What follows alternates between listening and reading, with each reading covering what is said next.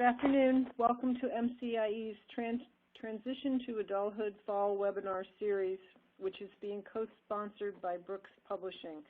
Thank you all for joining us. I'm Barb Gruber from MCIE, and I will be your facilitator for this webinar.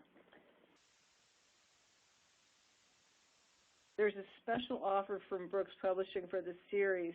By registering for today's webinar, you get an exclusive 30% discount on any Brooks books authored by the webinar presenters. And the authors in the fall series include Teresa Grossi, who's today's presenter, David Test, and then Carrie Sjogren.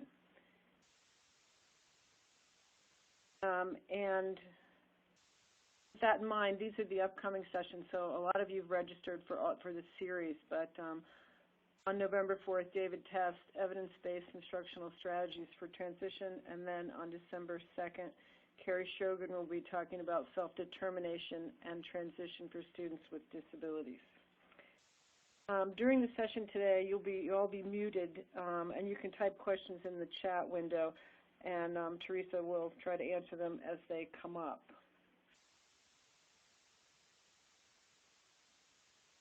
So today's session, Teaching Transition Skills in Inclusive Schools by Teresa Grossi. Teresa is the director for the Center on Community Living and Careers at the Indiana Institute on Disability and Community at Indiana University.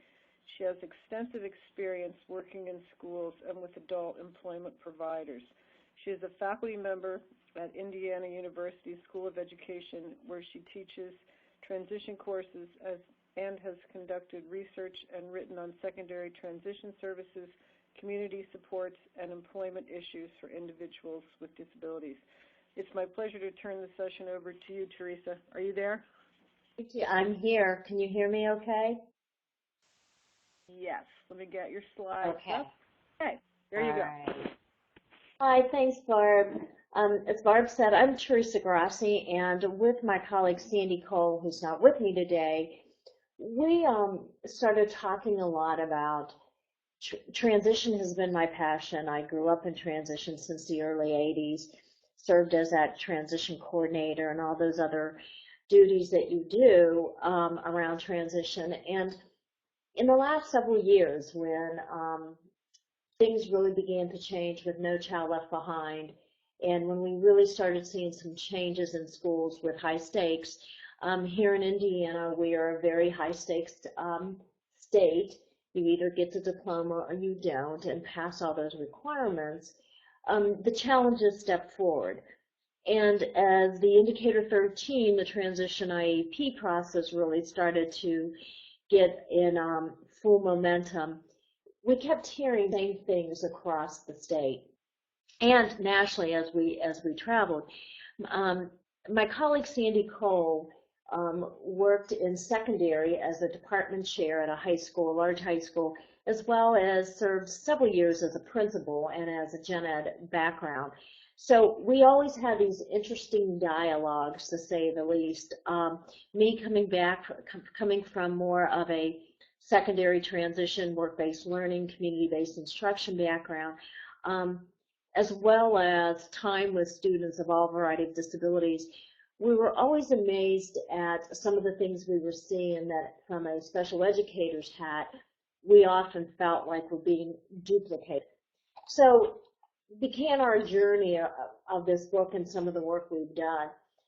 There's a lot of questions that are often raised, but one of the things we started seeing was that not only did we sometimes go to school districts and see a separate system, we started to see transition turn into a separate system instead of being more immersed in that unified system of inclusive practice. So quite often teachers would say and continue to say to us, you know, how do I identify those classroom activities that could be part of the transition assessment and transition IEP planning process? And then how do I still meet those requirements while my student spends all their day in the inclusive classroom or gathering that meaningful data? So hence we started, okay, what does that look like? What does that mean for us? So in Indiana, like every other state, when we looked at the transition IEP planning process, our big thing that we tell teachers is, I use the term, you got to connect the dots and you got to come full circle.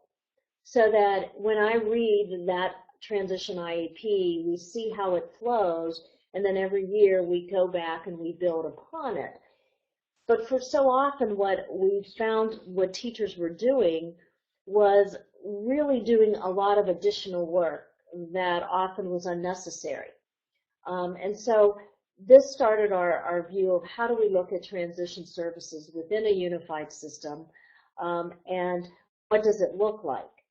And so when we began this, we started thinking about all our work, and I should go back, the work we do here at the Indiana Institute on Disability and Community. I direct a center that focuses on middle school, high school, obviously secondary transition, and adult issues. Sandy directs our center that focuses on K-12. So our overlap is that secondary education piece. We operate through grants and contracts, and so the majority of our time and our staff's time is spent out in schools providing professional development activities, technical assistance, training, and a lot of coaching.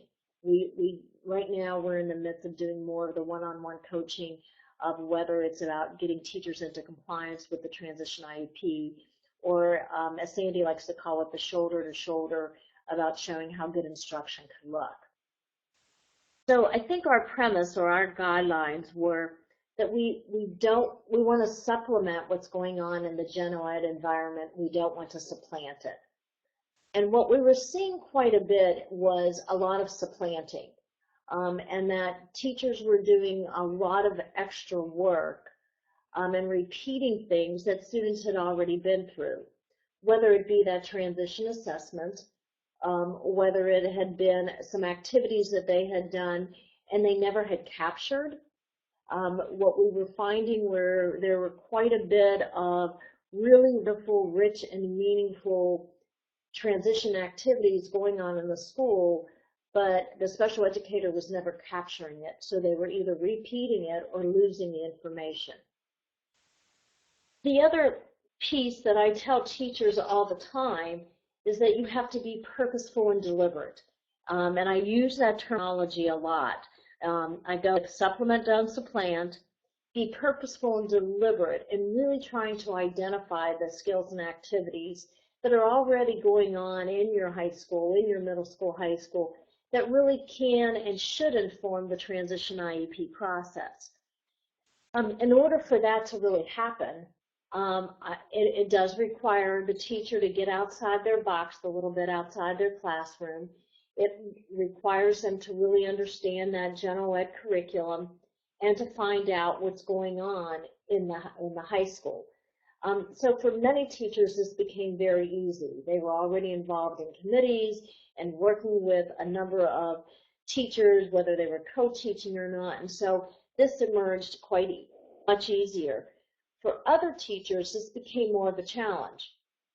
And so we'll talk a little bit about some of the questions that we found were helpful as teachers started to go and look about what's already going on in the gen ed environment.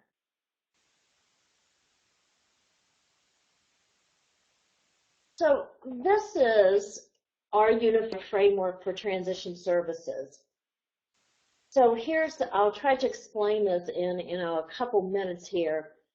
But what we believe is that for all kids, with and without disabilities, but definitely it has to be more intense for certain kids, that everyone should have exposure and access to academic rigor and standards.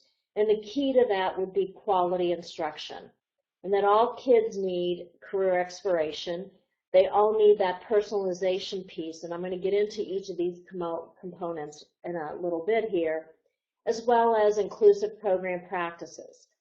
So if you could almost think about this high school and transition services as that universal level where all kids should be exposed to this. And that we do know that some kids need some other unique things And then there's a group of kids that need very specialized kind of activities.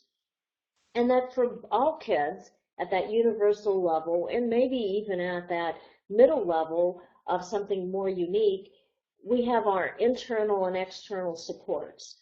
And so those internal supports tend to be those supports that are open to all kids. It could be obviously counseling, social work. For many kids, it is special education services for that more specialized, that they can have access to that and accommodations. So that's what happens within the school. The external community resources are those that you already know as well, but if you think about mental health services, drug abuse, addictions, and substance abuse, those aren't just for kids on IEPs. Many kids need those external community resources and supports. But then we know that many kids who have an IEP may need something very specific to disabilities, such as vocational rehabilitation, developmental disabilities, mental health, whatever that may be, some of the post-secondary ed disability services. I think our premise here was that we really want all kids to leave school, to go on to college, go on to careers or their employment, and to be productive community citizens in their community life. And that we pull those internal and external supports based on the needs of the individual versus of that blanket, everyone's going to receive those services. So that's our framework for the unified system, knowing that, again, this is more of that universal level. There will be some students who are going to need something more unique, and other students who are going to need something more specialized.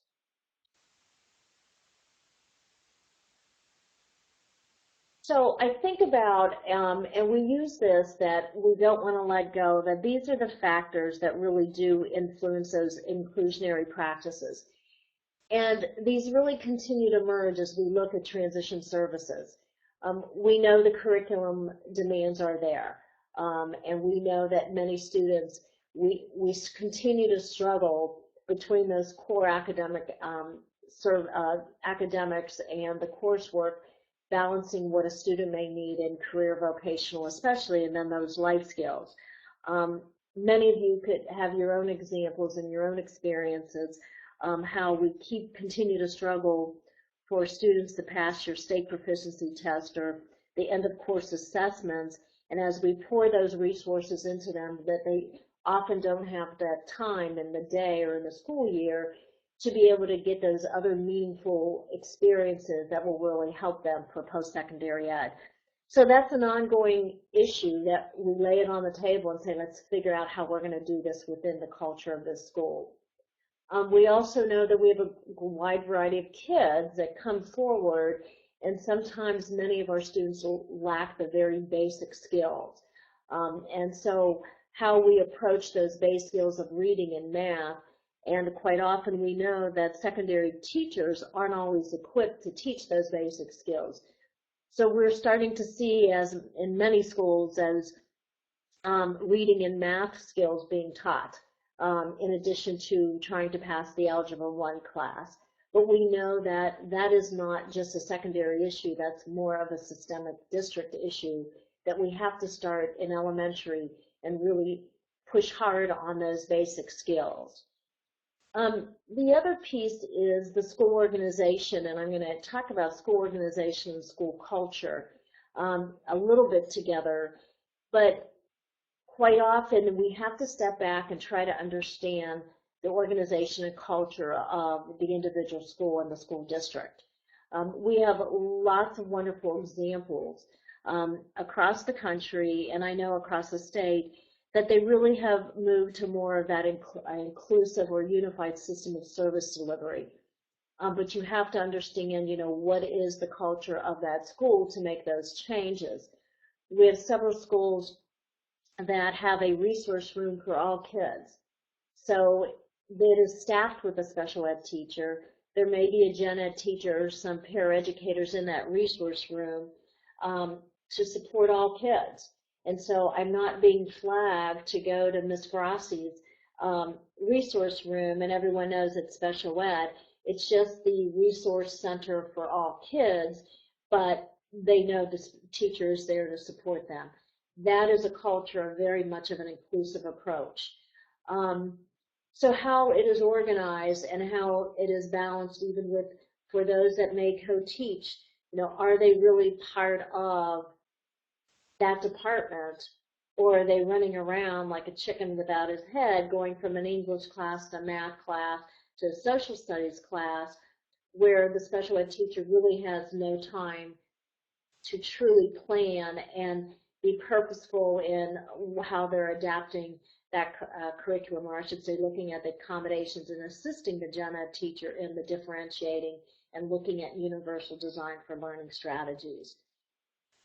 We also know that when it comes to really looking at that unified system, that culture of both administration and secondary teachers.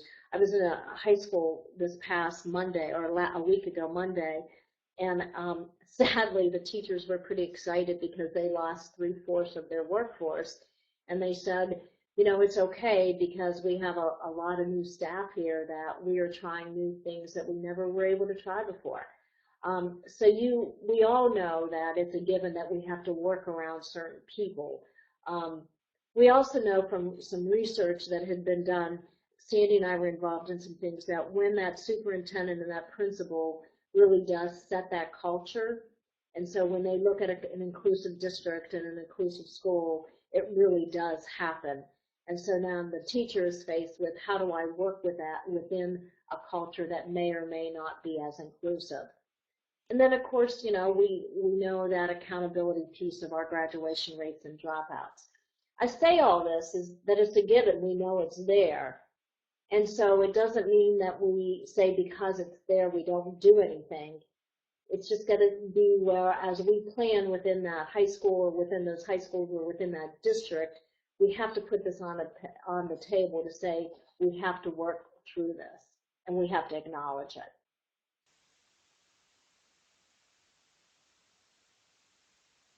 So I'm just going to briefly, I don't need to really touch base for very long on the academic rigor and standards. I think we've all heard this quite enough.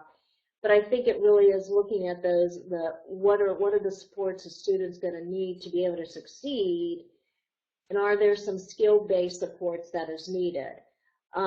So what it really gives to us is that rigor in the high school curriculum really does require that all students be provided that appropriate challenge, but most importantly, the necessary supports. I think the data has been pretty clear that as we raised our expectations, many of our students have risen to the occasion. And we have a higher percentage of kids going on to higher ed than we've ever seen before. And we have a higher percentage of our kids on IEPs that are passing those end of course assessments, as well as whatever your state proficiency test is. And this is where the whole Common Core standards are really coming into play. But we also know that if students need some level of direct instruction, we have to figure out how we give them that direct instruction. As you all probably know, you all probably even experienced, some districts have moved to such a total inclusive model that they forget that all kids, with and without an IEP, do need some level of support, whether it be in a resource room or study skills class, but that is where that opportunity of that direct instruction could occur. The other piece that continues to really emerge for me are that sometimes we forget about all those skills that a student may not only need while they're in secondary ed, but in those future environments that really do need direct instruction. When I think about just basic study skill strategies and how many of our students really don't know how to study, or time management and organizational skills, what are we arming those kids with, those learning strategies that, am I really implementing those study skills or those reading comprehension strategies so that if I go on to higher ed, that content's going to be so much greater, am I going to be able to really utilize them? And then, of course, as we all know, the importance of self-advocacy.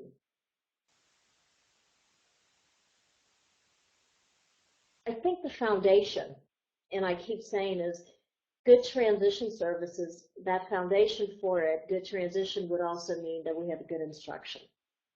And I think one of the challenges from a special educator's perspective is when we don't have that control of what goes on in the gen ed environment. So we have these fabulous teachers everywhere, and then we have some teachers who just aren't doing what is evidence-based practices. And so what we know is the good foundation really is quality instruction. So this does require, from a special ed perspective, that we have to know what is being taught. We have to at least understand our standards and the content in that gen ed environment. When I've been able to see in a gen ed environment really good universal design for learning and differentiated instruction happening, it's good for all kids. And sometimes I worry about those kids who don't get to be the IEP card holders, that they aren't do not have an IEP, but really are struggling. So we know that if we do good instruction, that it not only impacts our students on IEPs, but all kids. And one of the first things that I've learned with differentiated instruction when I've been in a really good classroom with it is that for any even universal design or regardless, a teacher always tries to get to know their students. And in the book, we provide a lot of examples of things that go on in a classroom of the way teachers have gotten to know their kids, a variety of activities. And so the activities, some of these activities that we've shared, we've taken from teachers who've actually been doing them, or we've implemented them ourselves, or some of the teachers here have used them in their own classrooms. And what was interesting to me was sitting through a differentiated instruction workshop with some of my colleagues here with all gen ed teachers, and when they were going through their getting to know yourself strategies in the classroom, they were all basic transition assessments. They were that, you know, what do you like and don't like? What are you interested in? Where do you see yourself? And so we added a variety of those just to give you an idea in the book to say, find out what teachers are doing. And when you ask teachers, what's the first thing you do with a good differentiated instruction classroom, they'll say, get to know your students. You also have to know your students' level of where they are. So those pre-assessment activities are also quite often done in quality classrooms, quality instruction going on.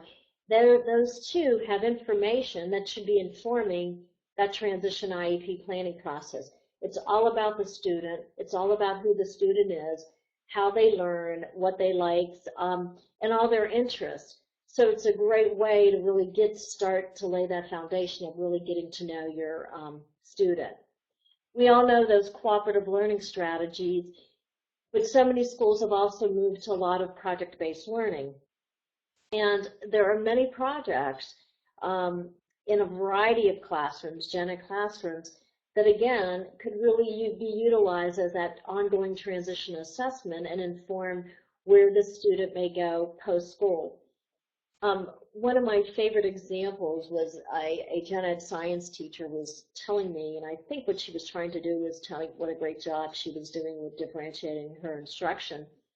And one of her students who were on an IEP chose to, as their assessment for this unit they were doing, he chose to get up in front of a class, and this is a kid who she said hardly said much during the whole semester, but got up in front of the whole class, and to the Rolling Stones tune, I Ain't Get No Satisfaction. Y'all remember that song of the Rolling Stones, I ain't no get no satisfaction?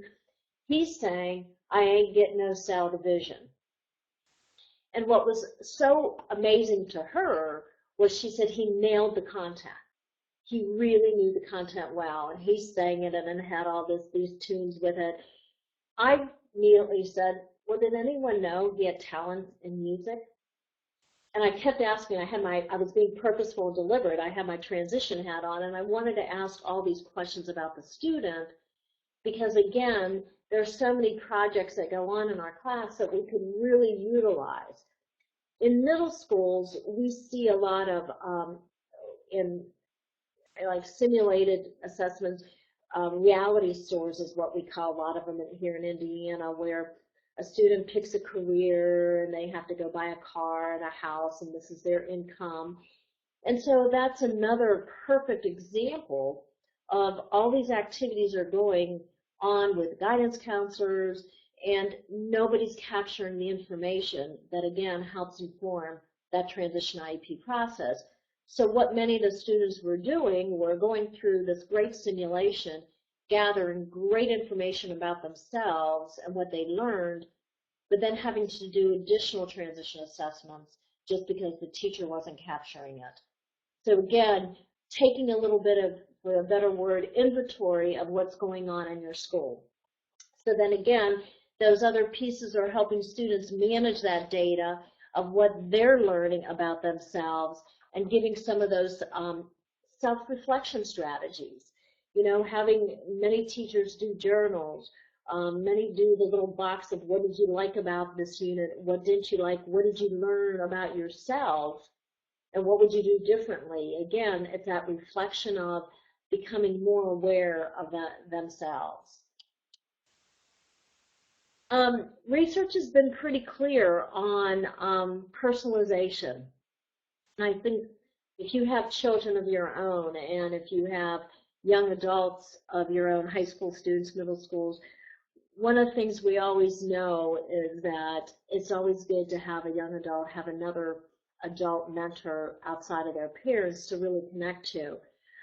I'm fortunate enough of my nieces and nephews, and some great nieces and nephews. I'm one of the favorite aunts, and so I end up serving as that outside adult mentor to many of them. And sometimes they would share things with me that I really wish they wouldn't have shared, but they did.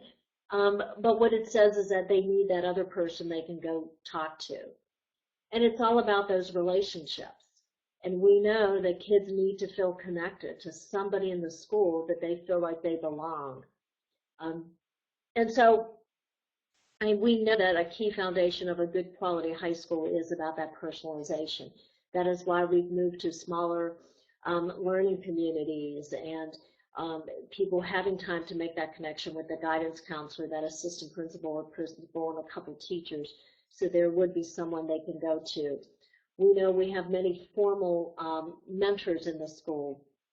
And then from a special ed perspective, we often talk about person-centered planning, or just person-centeredness, and really getting to know the student in a lot of different ways. And what I found is I happened to be doing some observations with some gen ed teachers. I don't know if it's the next slide. It's not. I think it's going to be a later one. Sorry. But it'll come up later. But it's in the book. It's Nobody Like Me. And so these teachers had a list of questions. They drew a figure of a person, and their students had to fill them into the list of questions. And there were 10. And when I looked at it, I just started laughing because I thought, this is such a person-centered planning tool. It really is about who this kid is, and it gave such great in-depth information about the student. And I think it was so powerful for me, because I realized that we really have to make sure every student does that. We know that in many high schools now, they're offering a freshman class of whether it be study skill or career orientation, that really that's a perfect place for students, for people to start getting to know the kids and who they are, and are there issues that people need to be aware of, whether it be substance abuse and drugs, or family issues. These are all critical issues that are going to impact their high school experience.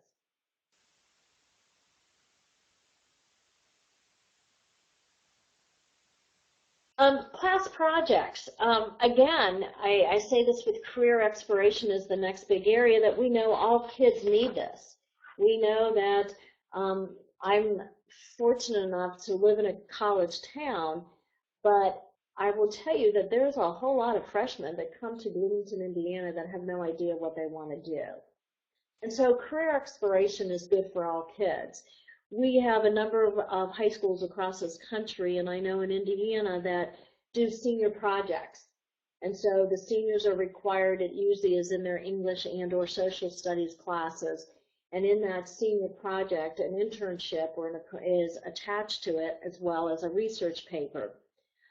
In many of our English 10 and 11 classes, in many of our high schools, they start teaching research skills, but they do it through a career unit. So again, those are projects in a class that could really help inform where the student may be going. We often, working with our guidance counselors who do so much career exploration activities, in many states there are some requirements of what they have to do. We in Indiana in 8th grade, all our 8th graders have to go through a process called Driving Your Life, which is a huge career exploration activity. Again, that is that information that should be informing that transition IEP process. I have a high school right now that is working with the guidance counselors, and they've identified in their building every career exploration activity, whether it be in the school or out of the school, and they're putting portfolios together for all kids. We know that in some states they've piloted or tested out the individualized personal learning plan for all kids. Again, this is those ways to help a student really look at what happens beyond high school. And then you have your many electives that again will inform that planning process. Our challenge we know sometimes is how do we fit all of this into that day when we have so much that is required for the academic core. Inclusive programming piece. This is one that, again, I'm going to go back to those factors that could hinder it that has to be acknowledged. One of the #1 questions that I get when I'm in schools is, how do I have time to even find out what my kids are doing when they spend all their time in a gen ed environment? And I'm a teacher of record, but I'm not the teacher of service. So one of the things we've been working on for the last couple years with many districts is trying to look at those communication structures. And because we have to look at the culture of the school and understand how that school operates, every one of them is a little bit different. But really trying to identify that here's a student that really needs to work on this. How do I gather that data so that I may be in that classroom either co-teaching or providing support for that student, but as a department we have to come up with structures that we can gather that information. For some schools they've been able to get the gen ed teacher to help inform some of that information. Again, being purposeful, deliberate, trying to understand how this teacher teaches, what they teach, and to be able to identify what are those projects, what are those permanent products that they could gather to help collect data for the transition IEP process, but also that it helps really teach those skills the student's going to need. This is a huge challenge for many districts. Sometimes the larger the high school, the easier they're able to figure some of this out. The smaller ones are still challenged by just the lack of numbers and how to get everywhere. But we look at each of these very differently, and if all possible, even giving the students some of that responsibility to be able to help inform that information. As co-teaching is one of our big strategies for looking at inclusive practice, again, I think like everywhere else, we have some absolutely fabulous examples of really good co-teaching. And then we have not so good examples.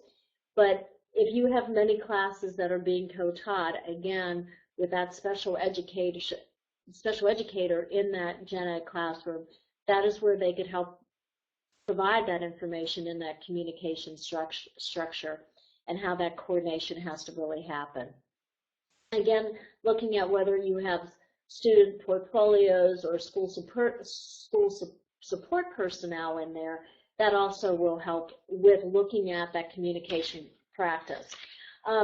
Looking at a whole inclusive program practices, You know, there's not a place that I've seen is absolutely perfect. I have found many, many schools that are trying to do the right thing and move in that direction and think about it with all kids, and that how do we provide that support that is needed for kids that happen to have that IEP, but let's not forget those kids who really do need support, and how do we share some of those resources? How do we look at this in a way that we raise the score for all kids? And what we know is when you really are walking to a classroom that has quality instruction, that are really using good differentiated instruction strategies and UDL, all kids benefit.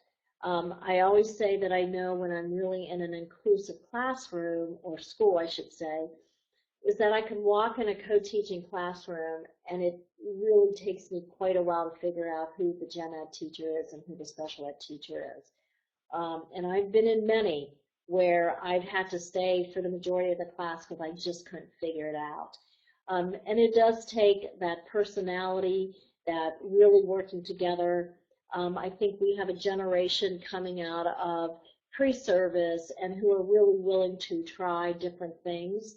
And so I hope that that will really help really move our inclusive practices and really benefit all kids much further along. I'm going to just stop for a second. Do people have questions or comments?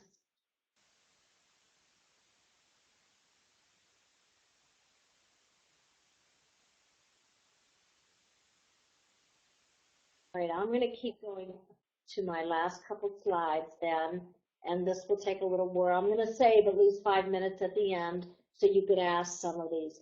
Now, in the book, we provide a lot of different examples of some assessments and questions, but that you could take, and I know there are many, many more out there. And so I just want to really encourage you as you look at them.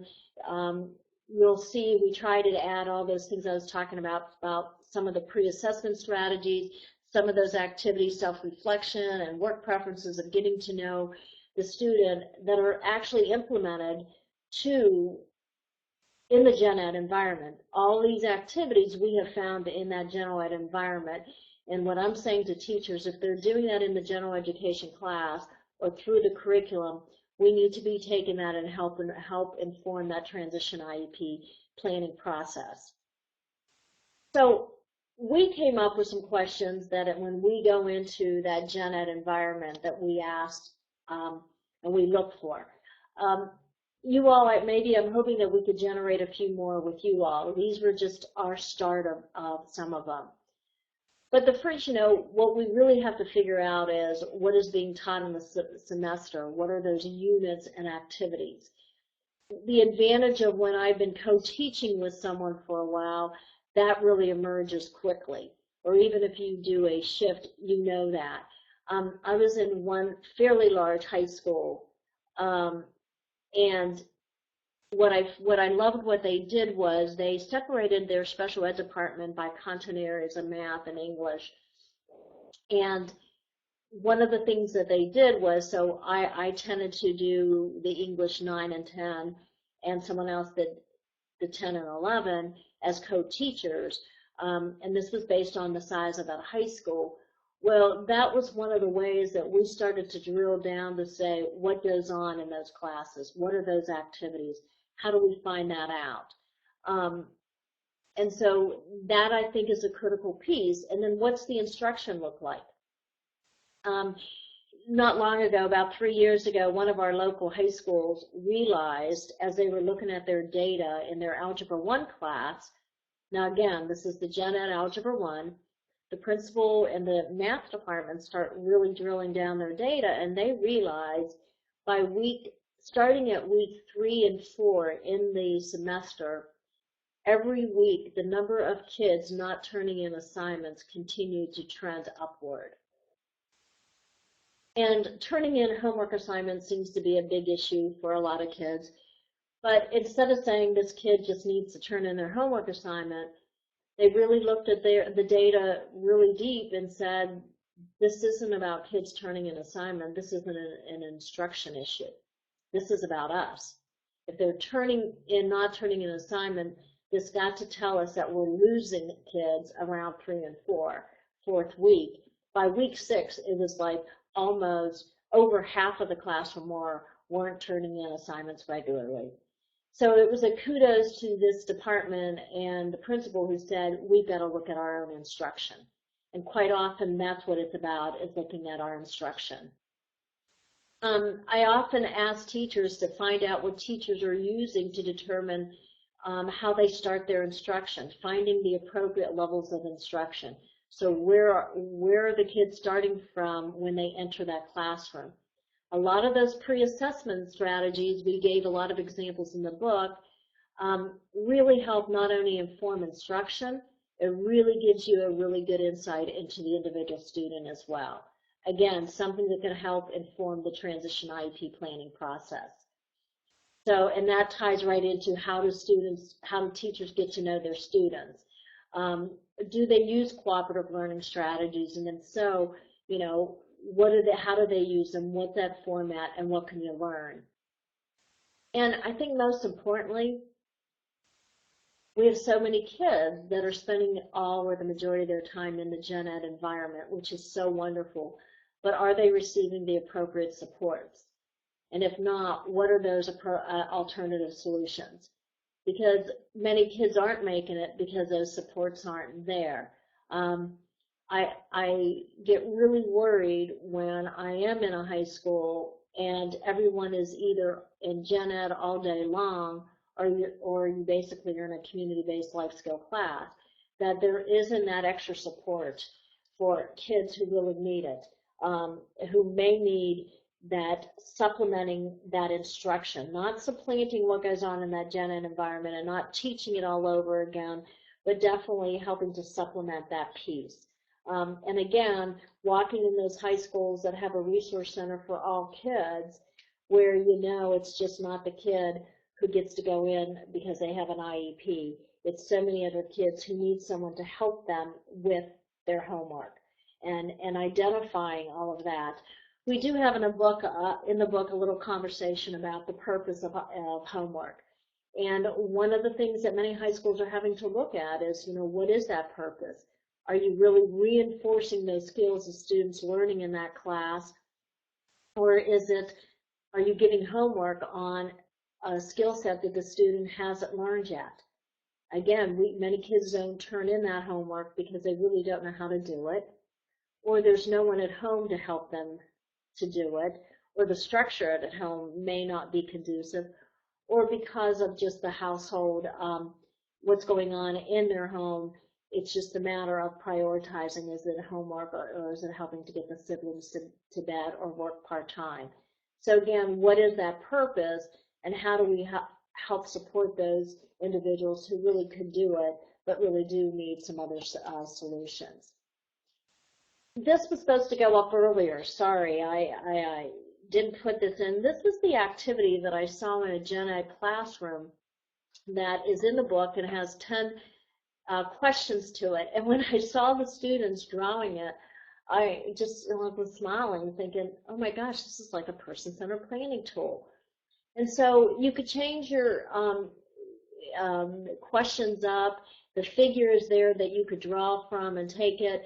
But it was, you know, so you can get an idea of those students who really like to draw, those students who really want to write about it. But it was a great way to say, ask the questions and figure out who is this student. So this was one of the activities that I saw that they were using to get to know the students. It was a fun way to do that. I'm sure you can get a lot more creative, and people have done other things to figure that out and to get to know students in different creative ways. The other thing is that we know that many of our students, with and without disabilities, really struggle with organizational and study skill strategies. How to really chunk out that information, how to use that planner or other organizational skills. And for those students who are going to go on to higher ed, we know this is really critical, primarily because when they get into that higher ed, the amount of reading is so much greater. So are they really using those reading strategies that you're trying to reinforce and or hopefully were taught at a younger age? Time management skills is another one. So time management and organizational tend to go so hand in hand, but when they come on to higher ed and they have a class at 9 and then not another class till 1 o'clock, what goes on in between? Um, as a faculty member, you always know who waited to the very end to do their assignments, right? Whether you're a high school teacher or college faculty member, you could tell it from your both undergrad and graduate students. If it's an online course, I always see those ones who submit at 11:59 when it's due at midnight. Or you could really just tell by that quality piece. And so how do we help teach those skills? And for many of our students, those skills really have to be direct instruction. Who's the student's school advocate? I mean, who does the student go and like hang out with? We tend to find so many of our students really connecting with theater and drama and the arts, music, and sports.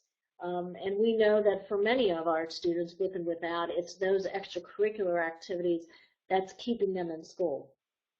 And yes, they have to jump some of the hoops to make that happen. But who are they really connecting with? Who's paying attention to them? Who's noticing the difference in either their dress or their behavior or they're sleeping too much? And I think that challenge is really hard when you're at a larger high school, and as a teacher, and I'm teaching English 9 or English 10, and I may have 180, 150, 80 students that come through my door every day. But how do we ensure that students have someone to really connect to and advocate for? I recently witnessed, or was secondhand observed and witnessed a young man with a label of emotional disabilities, and he was a junior in high school, and they couldn't believe they had a very specialized program going on in the school. He spent a lot of time in gen ed, but a couple of days, part of his morning was in a self-contained classroom doing some pretty intensive stuff. And the teachers and most importantly the administrators were saying what a difference in this kid. This kid happened to have an incident, but the parent got so angry and wanted to withdraw him from school. And the principals kept saying, the one main principal kept saying, I just don't think it's a good idea. He's making all this progress.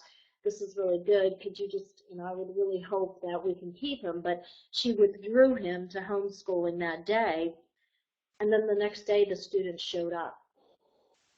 And it put the principal in a very awkward situation.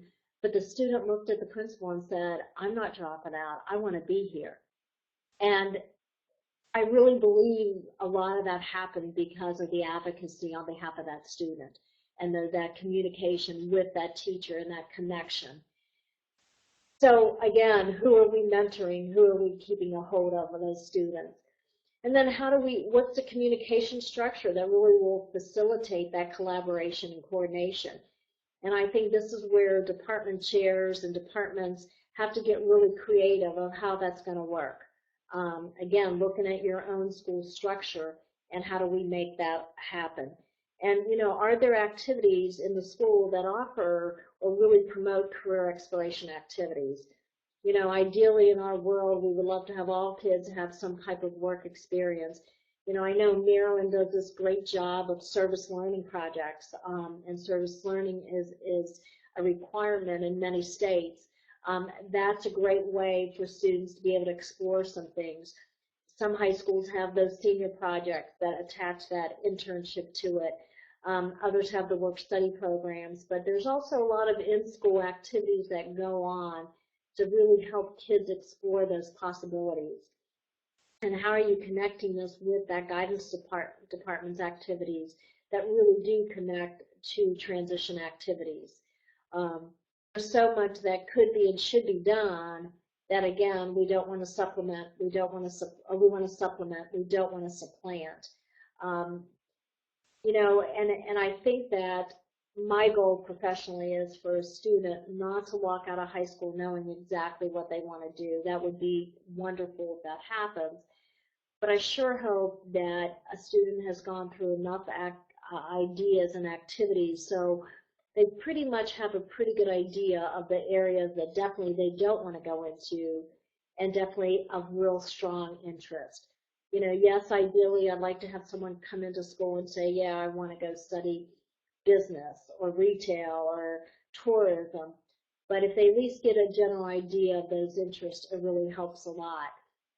And I think a lot about if you would reflect on your own experiences in high school and in growing up and how you came to be in this role, career that you're in, how did you get there? Um, you know, I think many of you could probably join in with me is that I really did not like science.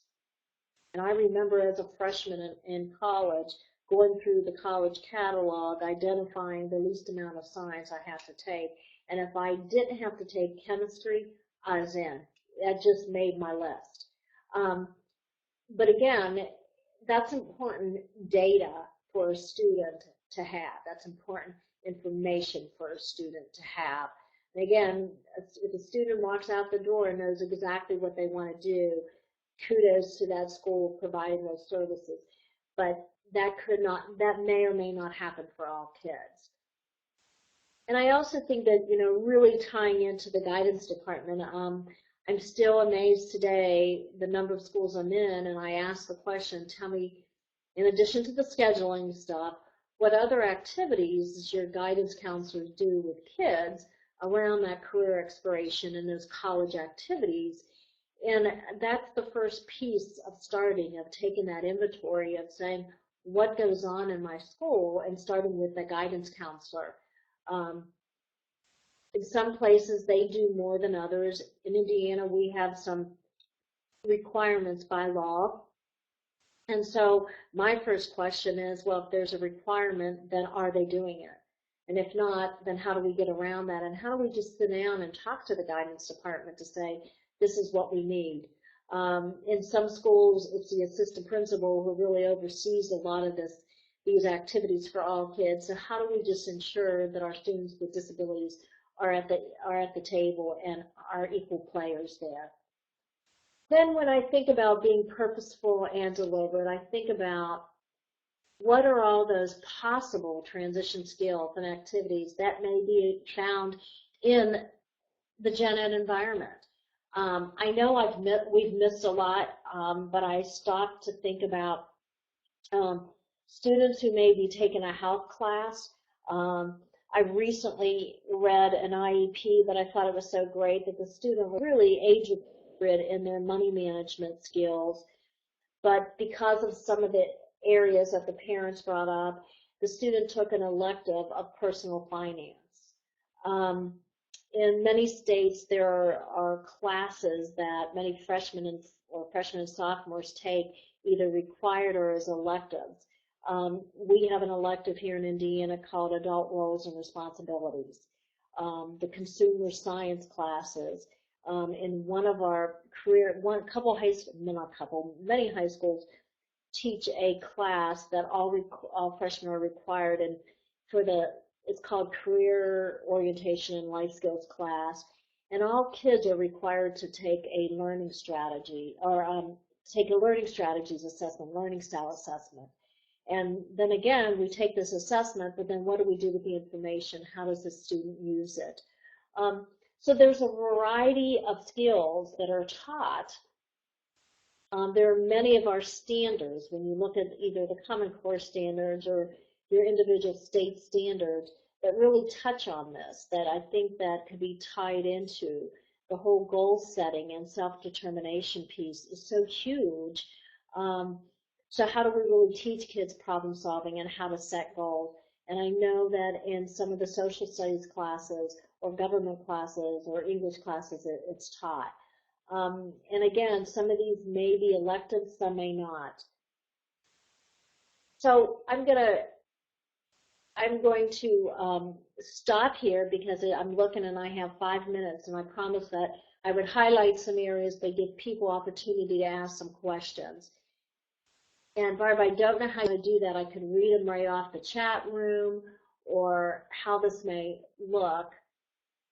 But one question was, what would be it? Yeah, there's one question up in the chat box. I think that's the best way, if people could just type in their questions. And do you see the that question one? there, it looks, yeah, it says, what would be an example, I think, for example, of a learning style strategy assessment that could be requested? Oh wow, there's so many out there, but I could tell you that in some of the schools that I've been in, there are some online learning style assessments that actually all kids are doing. We have an example in the book that preferred ways of learning the audio, visual, kinesthetic, but it would depend on your school, and I would have to see if you would have to ask if they're using it, and maybe suggest it. We have examples of special educators saying, we use this for for these kids, you know, you may want to use this as well. But I know there are just a good dozen or more different learning style assessments nationally that people use. I think the key to it also is, now that I have this, I know that I'm more of a visual learner. That's my main preference. What do I do with that information? And what does that mean in my everyday work in my classroom? And what's that going to mean for my learning and studying skills? So if you want more specifics, I could help you with that and give that to you, but it would depend on what you were thinking there and what you were thinking, what type of class. There's some other questions or add-ins here that have experiences. I will tell you that this is an ongoing learning process. There's no silver bullet. I know that every high school that I go into or every school district I'm in, we do have a joke, my colleague Sandy and I, that within a short period you could tell if it's an inclusive school or not. And there's some things we always look for. But, you know, one is their ownership of all kids. But it really is, the first thing I want to look at is how it's organized and the culture of the school. And if all groups are welcomed and feel like they belong, not just kids with disabilities, but all different variety of groups, then you know you have an inclusive school. The number of our young adults that are struggling with sexual orientation, or it may be the race issue, or it may be, you know, their language, but how are we including all kids in that format and in that way?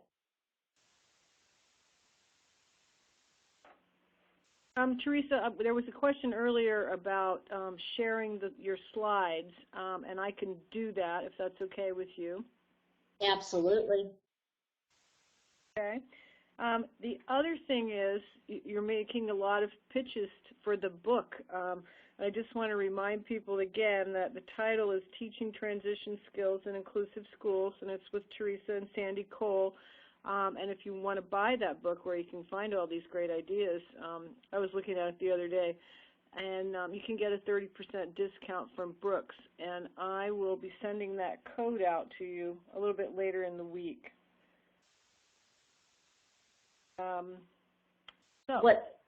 Thank you. And that's exactly what I did, was highlight some of the work from the book, only because that's how we started this, was that we need to put this all down. But I could tell you in my travels, right now in the work I do in schools, this area is probably the biggest area I'm dealing with.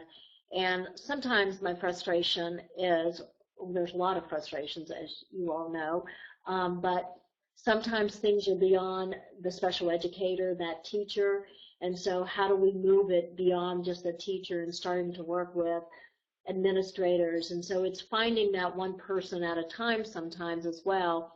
The teacher up in the northern part of Indiana, Elkhart, she just went in and sat down with the guidance counselor and said, I need your help. This is what I want to do. And what went from a very small, what do you do? How do I find out what goes on in this high school? has emerged to a much bigger project in that they're taking total inventory of the high school, and really, she said, the guidance counselor said, so many of our students could really benefit by gathering this information, and that's what they decided to do, a portfolio for all kids leaving school. And this is a community that has very high unemployment rate, and so expectations have changed quite a bit, and where students go after high school have changed quite a bit. And so they're really trying to change really the culture of the community in addition to the culture of the school. So that does become that challenge. Okay, I see that it's 2 o'clock, so I want to respect your time. Thank you so much, Teresa, and thanks to the audience today. I want to remind you about our next session with David Tess on November 4th. A lot of you are already registered for that, but he'll be talking about evidence-based instructional practices for transition, so it will follow along with what you heard today. And then I'll be following up with you about today's session later in the week. But if you have any questions or comments before that, you can email me at barb@mcie.org. Oh, wait, here's a question. I see someone from Terre Haute. What I'm going to suggest to you, why don't you email me and we can go back to I will put my email right now. The slides will have my email on it, and I'm going to do it right now just in case. I got to make sure I'm spelling right. So okay. I'd be happy to talk with you. Have to know T. Grossi, TGROSSI, T. Grossi at indiana.edu. And although Barb's going to send out the slides, I'll be happy to communicate with you all as well. Okay. Thank you all so much. Have a great rest of the day. Have a great week, everyone. Thank you. Thank you, Barb. I really appreciate it. Thanks, Teresa. I'll be in touch. Okay. Bye-bye.